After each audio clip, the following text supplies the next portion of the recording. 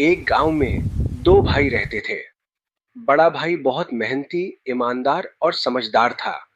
वो अपनी बीवी और बच्चों से बहुत प्यार करता था और हमेशा सबके दुख सुख में साथ देता था। लेकिन छोटा भाई बिल्कुल उल्टा था।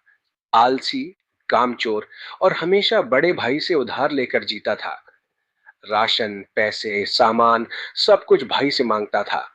और जब बीवी समझाती कि कर्जा मत ले, ये सही नहीं है, तो वो गुस्सा करता और कहता, तू चुप रह, मैं संभाल लूंगा सब। दिन बीत गए। एक दिन छोटे भाई की मृत्यु हो गई। पीछे छोड़ गया अपनी बीवी, बड़ा भाई और भाभी को। कुछ दिनों बाद उसकी बीवी अपने मायके चली गई। समय बीता।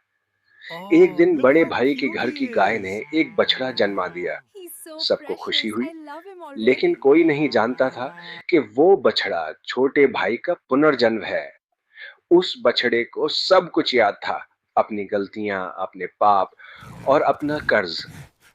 बड़ा भाई जब खेतों में काम करता तो वो बछड़ा मस्ती करता, बेकार भागता। बड़े भाई को गुस्सा आता, ये कभी शांत क्यों Get नहीं out of रहता, here, you और useless वो उसे animal! डंडा से मार देता। एक दिन जब वो उसे मार रहा था, तभी रास्ते से एक बारात जा रही थी और उस बारात में थी छोटे भाई की पुरानी पत्नी।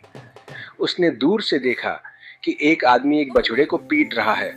उसके दिल ने कहा, ये कोई आम बछड़ा नहीं, ये मेरा पति है। My वो dear तुरंत friend, डोली से उतरी, I hope you बछड़े के find पास गई happiness और उसके wherever you कानों में go. कुछ कहा, कुछ ऐसे शब्द जो सिर्फ वो बछड़ा ही समझे।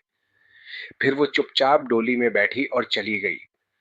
उस दिन के बाद वो बछड़ा कभी नहीं बैठा, कभी आलस नहीं किया, बस चुपचाप काम करता रहा। बड़ा भाई हैरान था कि ये आज इतना शांत कैसे हो गया।